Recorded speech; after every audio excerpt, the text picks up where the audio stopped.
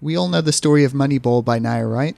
Brad Pitt changes baseball forever, armed with spreadsheets, a tight budget, and of course, Seth Rogen's most iconic contribution to cinema, he gets on base.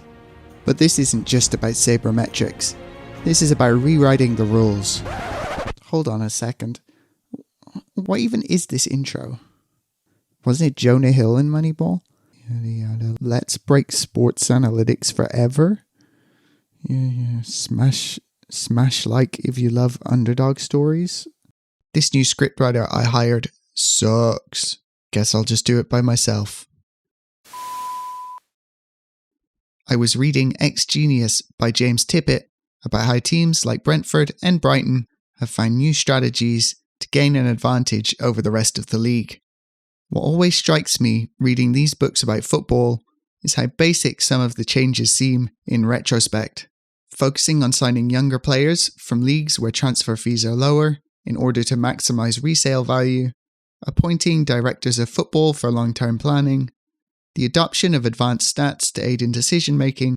These are strategies the average Football Manager fan employs on their first save. Yet the analytical, statistical side of football is only just finding its foothold in the English game. Because we're still in the relatively early days of the movement, it's possible that there are big mistakes still being made by Premier League clubs, ones that a regular human being like me would be able to work out with some logical thinking. In a few years though, it's going to be limited to data scientists building insane machine learning algorithms to work out how to shave an extra 0.01 xg out of a throw-in near your own corner flag. I wanted to take a shot of finding the next big optimization for a Premier League team while I still had the chance. Then, when I was watching the first round of the NFL draft, it hit me. My idea to change football. Are strikers the running backs of football? The running back is a position in American football, and they're responsible for the majority of rushing plays. These are plays where they're handed the ball, and then they try and run as far up the pitch as they can before they're tackled. That's all the context you need going into this if you're only a football fan. Over the last 15 years or so, the running back has gone from being one of the highest paid and most coveted positions in American football to being seen as a luxury piece that is relatively low priority. A number of factors were at play, but the important takeaway for us to start with is that teams were incorrect about how much value a good running back added to their team when compared with other positions. I see a number of similarities between the two positions despite their existence in alternate footballing realities. Now, ranking positional importance and value is something that I'm sure you already do instinctively as a fan. If I asked you what position on the football pitch is the most important, I'd guess that your list would look something like this. Goalkeepers and fullbacks bringing up the rear and the attacking players being near the top. But I wanted to see how the league currently views things, so I started by taking full squad lists and making a giant spreadsheet. It was hard for me to settle on the best way of looking at how teams were valuing different positions, as there are issues with any metric that's widely available that you can choose. I settled on using a combo of current player market value according to transfer market and weekly wage according to Capology.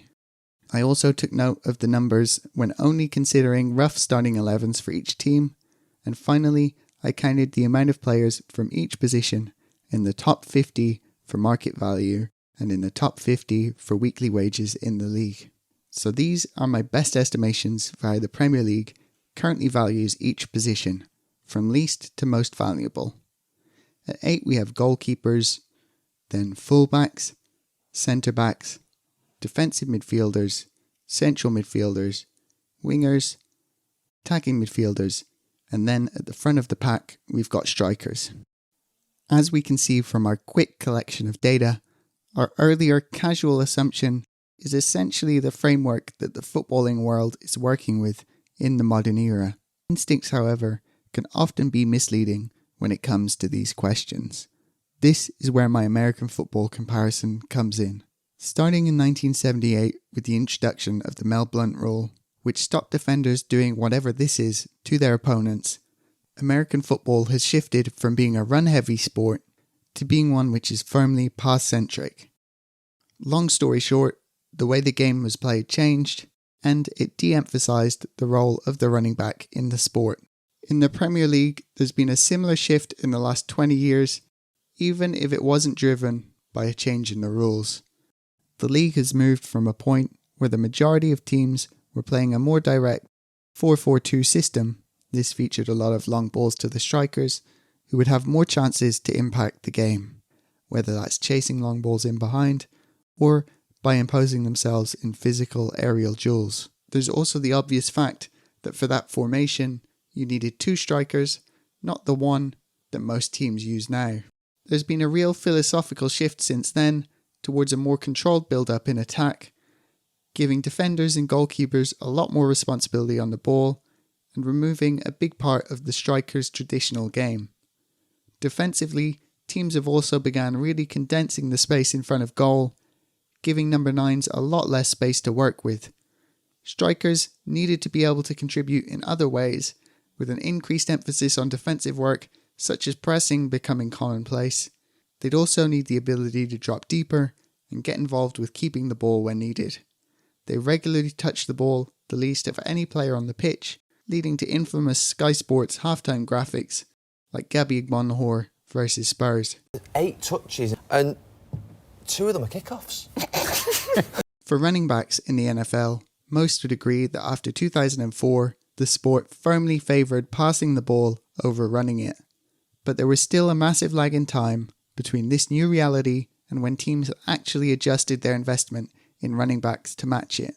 I wish I could find reliable data for wage spending from 10 or 20 years ago to accurately assess any change in the value of strikers as the tactical norms shifted, but seeing as they are still the most highly paid and valued players on the market, it's highly possible that strikers are seeing that same lag in perception despite the game having changed stylistically to negatively affect their impact. Running backs are often judged by their rushing yard totals. This seems fair enough on the surface, but attributing this metric solely to the running back fails to account for the critical role of their teammates in creating that production. A running back's rushing yardage depends heavily on offensive line play, the threat of their quarterbacks and wide receivers, the game situation, even how good a team's other running backs are, plays a massive factor in the year-to-year rushing totals for an individual. This leads to their impact on a team being overemphasized as a result of getting near total individual credit for a stat which is heavily team-based, ignoring the importance of the players around them.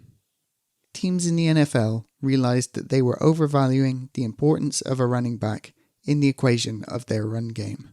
They found that funneling more money towards the offensive line while having a less individually talented running back was a much more reliable route to success. If you judge strikers by the amount of goals that they score, then many of the same problems arise. When you buy a striker who scored 20 goals last season, you aren't necessarily signing a 20-goal-a-season striker for you. It's a bit cliche at this point to talk about goals being overrated as a stat. It's one of the reasons why XG, the first of the widely accepted advanced stats in football, is so widespread. In XGenius by James Tippett, he goes into the detail on goal scorer inflation, using the case study of everybody's most memorable Swansea player from the last 20 years. Who's that Pokemon? It's me, Joe! It's Joe Allen! After scoring 22 goals the previous season, teams were willing to drastically overpay for him based off of this one season of high production. However, instead of taking the money, Swansea held on to him incorrectly, and he left on a free transfer to the Spanish 3rd Division in a couple of years after an injury-riddled end to his career in Wales. In failing to realise that Michu's success was not indicative of his quality as a player, and overestimating the right price to sell at, Swansea missed out on a serious opportunity to reinvest that money back into the squad. So really, all I'm doing is extrapolating this theory about strikers who score a lot of goals being overvalued and applying it to the position as a whole. And I'd argue that for teams in the transfer market, even the potential of signing a striker who scores 10, 15 or 20 goals is significantly overvalued, causing teams to spend too much money on the position. Signing a striker is far from a sure thing. As a Chelsea fan, I know this as well as anybody. I can't conclusively, statistically prove that it's harder to buy a striker than any other position, but one thing is for certain, it's not an easy position to fill. Depending on your style of play, you need a vastly different kind of striker. A player like Firmino fits into a team very differently to Lukaku, who's different again to a Jamie Vardy. I'd argue in fact that it's the position which relies on tactical fit more than any other on the pitch. Therefore, you can't just buy strikers because they are a good player or prospect. There needs to be a realistic plan to use them, and this is compounded by the fact that most clubs only use one striker in the current day. This means that there needs to be a level of long-term planning in place at the club when it comes to strikers, which makes them a dangerous purchase for Premier League teams who are notoriously bad at long-term planning. No club epitomises these struggles in finding a goal scorer better than a certain team from East London, showing how detrimental it can be to the health of your squad to repeatedly miss on the most expensive position in football. This is a list of every recognised traditional number 9 that West Ham have signed or loaned in the last 10 years for more than €2 million. Of the 15 players listed, they were only able to get a return of 118 goals after spending more than €250 million on out-and-out strikers in the past 10 years. Paying over €2 million per goal is not the return that a club with West Ham's budget are looking for. Who's the pick of a bad bunch? It's pretty comfortably Marko Arnautovic. After signing from Stoke, he was a real danger leading the line, and he won Player of the Year in his first season at the club, but he was not an easy figure to handle in the dressing room. There were rumours of him wanting to leave the club for a big money move to China, only 18 months after joining West Ham. He seemingly put those rumours to bed by signing a new contract which made him one of the club's top earners that January.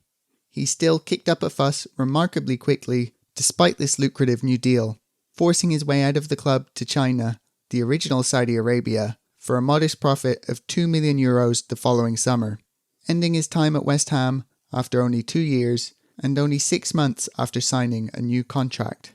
Or you could choose Diafra Sakho, who had an extremely promising start to his West Ham career. He scored in each of his first 6 league starts, equalling a Premier League record. His time at the club was then derailed by a series of injuries, however, causing him to never regain that kind of form again for the Hammers. He was seemingly happy to get out of town when he left in the January transfer window of the 2017-18 season, as he left his £200,000 Lamborghini abandoned in the club parking lot upon his departure.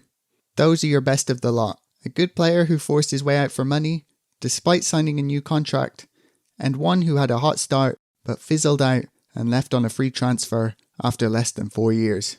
The failures, however, are much more plentiful. Danny Ings is a transfer that seemed doomed from the start, with an astronomical wage of $125k a week, no resale value thanks to his age, and no real goal-scoring return to speak of. He's being let go on a free transfer this summer after an abject spell at the club.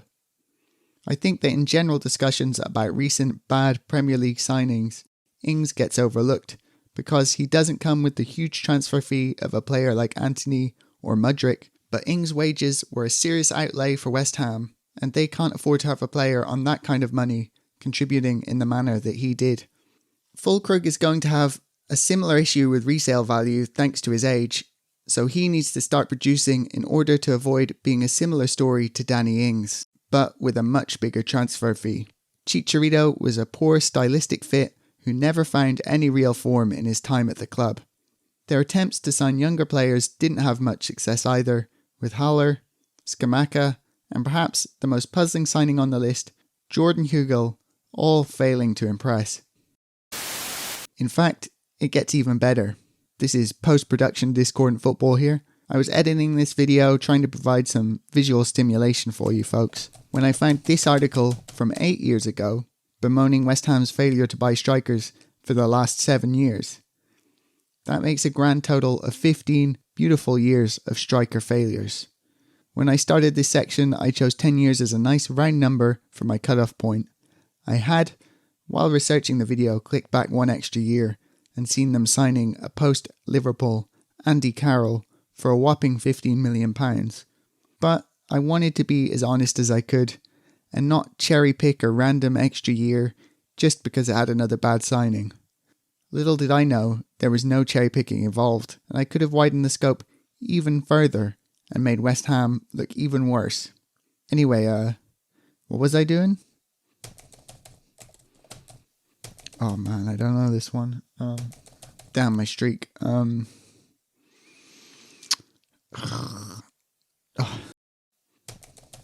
Okay, nice. Anyway, now I'm going to slide 2 more names into the list. These are players who were signed in the time period outlined and have also played up front for West Ham. What makes them stand out is that they were actually signed as wingers. Jared Bowen and Mikel Antonio. They have more goals in less appearances than all of the attempted striker signings combined. This is despite playing a large portion of their games out wide. These two have been more impactful up front for West Ham in the last 10 years than any player that they actually signed to play there, while also being able to contribute in other areas of the pitch. Really, I'm being generous to West Ham here, as I could have easily extracted the best striker from my original list, Arnautovic, and grouped him in here with Antonio and Bowen.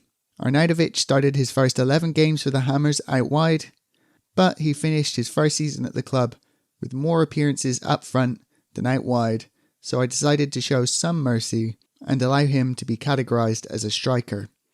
It's a very interesting trend though, that over the past 15 years, all of West Ham's best strikers have arguably been more natural wingers who have the versatility to also play up top. These repeated failures have left West Ham in a dire spot. The money that could have been apportioned to other parts of the squad, instead being squandered on strikers, has left them with a team that's lacking in depth, with no real midfield to speak of. They're one of the bookies' favourites to go down next season, excluding the newly promoted sides. Now a team can obviously miss on any position, but West Ham had a player who's filling the role more acceptably in Antonio, and then later Jared Bowen, when they attempted to make a large portion of these signings. If they'd accepted the less traditional route and tried to fill out the rest of the squad with the €250 million spent on strikers in the last 10 years, then I think they'd have a very strong chance at being in a better position than they are currently. And even if they'd eventually hit on one of the long list of attempted striker signings, how much better off would they have been? An interesting case to consider is Spurs in 2024-25.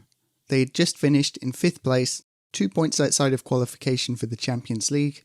In the transfer window going into the year, they made one major signing that wasn't for an extremely young talent, dropping nearly €65 million on Dominic Solanke. The season did not go as planned outside of a good run in the Europa League, and they ended up finishing in a lowly 17th place. Now, am I saying that Solanke caused that drop? Of course not. There were a combination of factors at play, and I actually quite like Solanke as a striker. The question I instead need you to ask is, would Spurs have been in a better position if they'd invested all of that money in bolstering their squad depth in other areas? Instead, they experienced a couple of injuries and the squad fell apart. I haven't even mentioned the fact that they had potentially the best striker in the world for stretches in Harry Kane, and, well, you don't even need me to finish the sentence. I think the natural, traditional footballing response to this is to say, well, of course strikers are expensive. It's because you need a good one to score goals and win you games and trophies. But in the year of our Lord 2025, is that really the case? We had Pep Guardiola's Barcelona side all the way back in 2009, introducing the fact to the mainstream that you could be very successful with a player who would more traditionally be seen as an attacking midfielder or a wide player playing up front as a false nine. In his wake, you also had a lot of unsuccessful imitators who saw his success and tried to replicate it by sort of just sticking an attacking midfielder up front without having the tactical nuance to back it up. During those times, I sort of understand standing by that old cliche. But this transition has been solidified by the second generation of coaches who played football after this transition was made, establishing themselves firmly in the upper echelons of management, implementing and iterating upon the tactics that they saw Guardiola and others start to introduce over their playing careers. Last year, we had Liverpool winning the league, with Darwin Núñez making 30 appearances up front and only scoring 5 goals. Arsenal finished second and reached a Champions League semi-final, with a seemingly random central midfielder and Mikel Merino seeing significant minutes. Chelsea were fourth, with a misfiring Nicholas Jackson, and one of the worst seasons I've ever seen out of a player in Christopher Nkunku. So much so that they were using academy graduate and winger Tyreek George up front in pivotal games last year.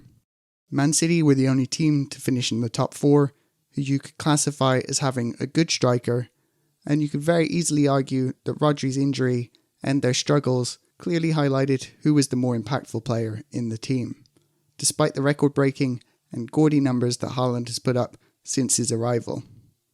Abroad, we had Barcelona bursting back into life, with another one of those hybrid wingers in Ferran Torres being the first choice in key games, along with PSG finally getting their first Champions League after switching out their star striker and receiving a more well-rounded and robust squad in exchange. Spurs themselves have a striker who started for a Champions League winning side in the not-so-distant past. The German Lightning McQueen, Timo Werner, is still capable of performing the exact same role in a starting lineup, even if it's not necessarily pretty. For the long term, I think Spurs would have been better off investing the money elsewhere in the squad. Meanwhile, the short-term benefits have been negligible so far, unless you credit Solanke for their Europa League run. Here's the thing, I expect this opinion to be very unpopular. People absolutely hated when running backs in the NFL were going through this devaluation. Strikers, like running backs, are one of the most exciting positions to watch in the sport. This potential devaluation is just not something that's very intuitive when you watch football in a more casual sense, because strikers are often the players who put the finishing touches on one of the most important aspects of the sport, scoring goals.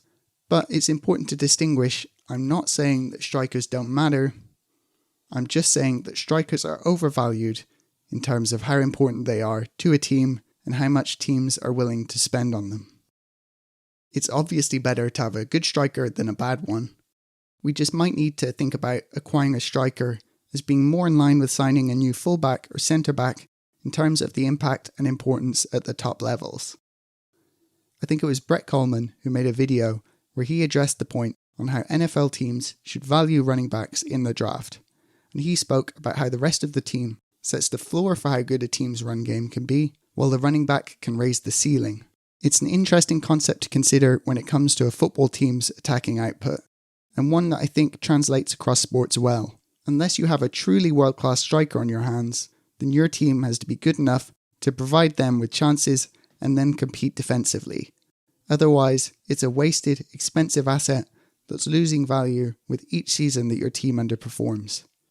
In the NFL, Coleman's point about running backs is best illustrated with the stories of Saquon Barkley and Derrick Henry last season.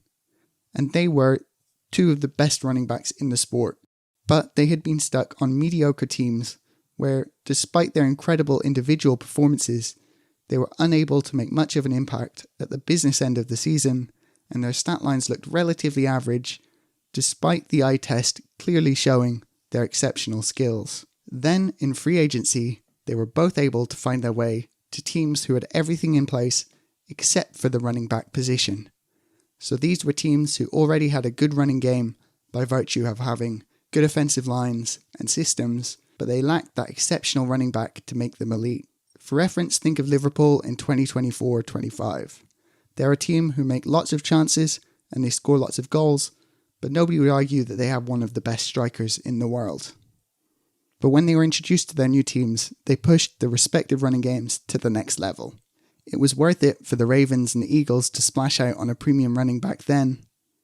Meanwhile, it likely would have been an unwise decision for their old teams to pay the exact same amount of money to keep those players, because even though it's still the same great player, they needed to try and use the funds to address the more fundamental issues in their team.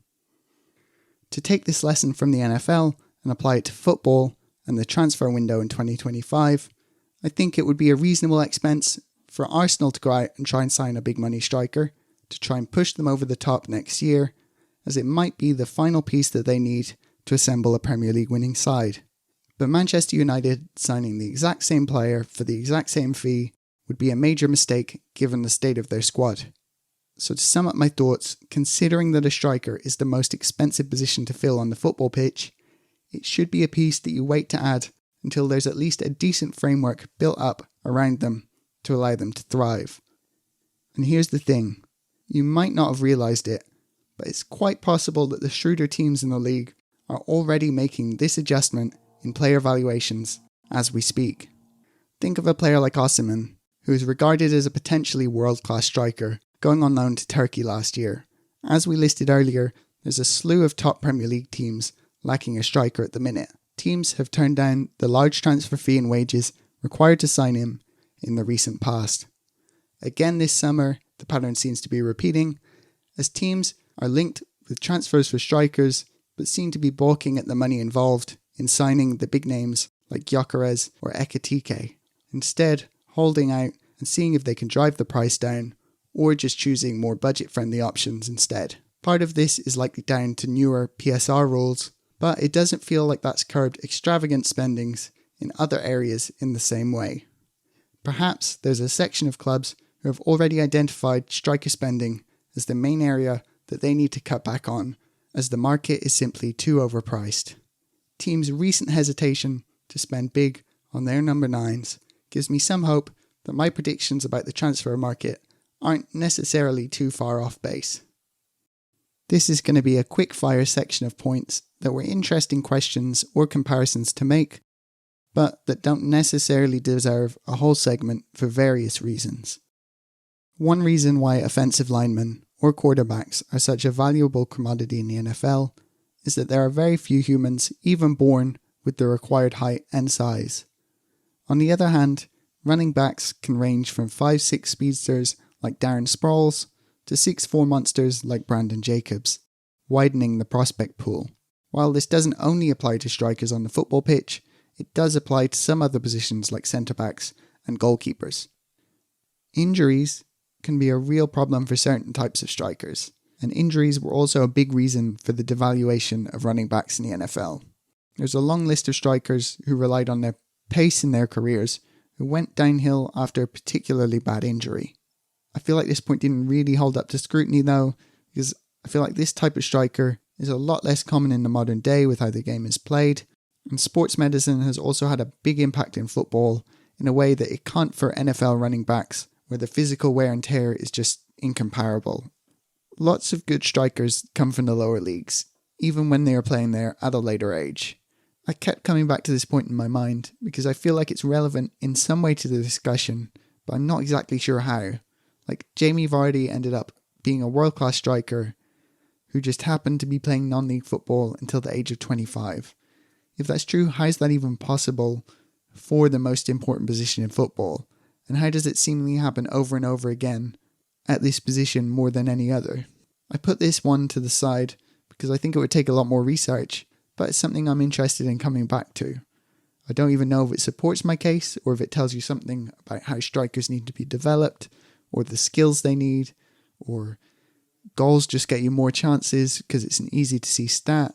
I just couldn't get it out of my mind, you know. It's got to say something. It kind of reminds me of undrafted free agent running backs. Like the fact you can get them, they can be unnoticed as being good enough to play, makes me think there's something that's a bit easier or a bit more common, or sort of there's more people who can possibly do it. Like you don't just randomly start pulling goalkeepers out of the conference and see them coming up and playing Premier League. If I was going to use the data I collected on Premier League player valuations to seriously guide my transfer dealings, there would be a number of simple, small improvements I'd make, and probably a lot of smart ones that I don't realise I should make. For starters, a lot of the position listings on Transfer Market seem fairly arbitrary. If my team has enough money to do so, I'd probably group players by their average heat maps rather than by their positions. This will help a lot in spotting over or undervalued talent, and at the very least, you'd have to go back through each one and verify what position they're actually playing in most of the time, and make note of any multi-position players in your system. A more granular categorization system would help a lot too. Like for fullbacks, you could have defensive fullbacks, offensive fullbacks, wingbacks. There's a lot of granularity that transfer market misses. I'd also collect historical data. The more info the better, as this is a fairly limited snapshot of the data in the current day. And then hire a private investigator to properly study a player's wages, and then start calling every team in the league every day and inquire into the asking price of every single one of their players to keep your database in perfect focus. In all seriousness, I trusted Transfer Market and Capology to be more correct than me randomly guessing figures, but there's a lot of dodgy ones in there. I'm sure that clubs have better databases for these figures than the general public has access to. Most developments that cross sports will probably come in the more pedestrian areas of sports science, medicine and technology. Those are no fun for a person like me with zero medical knowledge to speculate about though. I just assume we're probably going to have mech football in about 10 years. Running back by committee has been a common method of finding a cheaper alternative to having a star running back in the NFL. In essence, you pick players who are better at certain aspects of the game and sub them in when it's the best situation for them. Could you do something like this in the Premier League? You could get some players on the cheap with exceptional traits like Timo Werner and sign a big target man like Fulkrug and play them depending on your tactical setup. The lack of rolling subs and the nature of football just make me think that the concept wouldn't really translate very well. It's an interesting idea to play around with, but you're probably better off just picking up a couple of players with similar play styles that best fit your tactical system. Seeing as I've been pretty one-sided so far in my favour, it's only fair that I bring up some of the counter-arguments that I could think of over the many hours of writing this script. One of the big reasons for the devaluation of the running back was the risk of injury due to the high-impact nature of their position. This made it very risky to pay them big money on contracts longer than a couple of years. On the other hand, strikers are a position with the potential for quite a decent level of longevity as players, provided they don't rely on their raw pace or acceleration. If you're a club who has a belief in your ability to sign and develop talents with a long-term view, then the market overvaluing them actually gives you more of a reason to buy, as you can develop and sell on players in order to fund your transfer activities. Hugo Ekitike's asking price has more than quadrupled in just over a year since he signed to Frankfurt from PSG, and if you can sign any young striker and have him hit reasonable goal-scoring form, then you are nearly guaranteed to cash in for a big profit if you decide to sell. You could also argue that the leagues are just so different that drawing any parallels are pointless. I did my best to outline why I think my examples could transition across sports, but I can't deny that there's some pretty major differences between the two leagues that greatly complicate the comparison. Most notably, the drafting system for new players entering the league, the greatly reduced number of teams vying for players, a salary cap, and the presence of a trading system rather than football's transfer window. The one that I think poses the most questions is the existence of the draft, as the others can be compared pretty analogously with transfer fees and wages in terms of how you value a player. But the knowledge that at the end of every season, you have the opportunity to draft a strong, young prospect at any position with essentially no competition is just something that doesn't exist in football. Big part of the devaluation of running backs was the ability to more cheaply replace them with good players in the draft, thanks to a fixed salary structure for new players entering the league. It's also possible that strikers are just that important. I have to admit, it's something I can't rule out, despite all of my attempted arguments to the contrary. While the concepts of positional value and XG are linked in that they are both something that you do instinctively as a fan when you watch football, calculating XG is a walk in the park in comparison to trying to come up with some kind of metric for assessing positional importance. A rudimentary and effective stat similar to XG can be simply calculated by a human watching a game and logging chances by hand. But quantifying the importance of each position on a football pitch conclusively is a lot harder. You could maybe perform some kind of statistical analysis of clubs when they're missing players from different positions, but it would take a lot of nerds who are a lot smarter than me to come up with any sort of conclusive judgment. I've seen a variety of attempts during my research for this piece, and I particularly like this attempt by the American Soccer Analysis with a stat called goals added. It's a stat which attempts to combine all of a player's actions, even defensive ones, into an XG-like stat by comparing the XG before and after every action on the pitch. I'm sure there's people working on similar stats, especially behind closed doors at top-level clubs, that we may never get access to, but it will be interesting to see the development. I'm a little bit worried that I turned into the time cube guy with this theory, but I tried to stay relatively grounded and level-handed, even when I was getting a little carried away mentally that Man United were going to see this video and call me up immediately to be the director of football. It sounds like such a simple small change, but as we've seen in the past from the Premier League, and when these changes were taking hold in the NFL, these small tweaks in player evaluation can completely change how you go about building your squad and what your plan looks like season to season. If you enjoyed the video, I'd really appreciate a simple like or comment. It's a little stupid as a channel this small to make a video that's this long, so I'm off to watch some Le'Veon Bell highlights, and thanks for watching.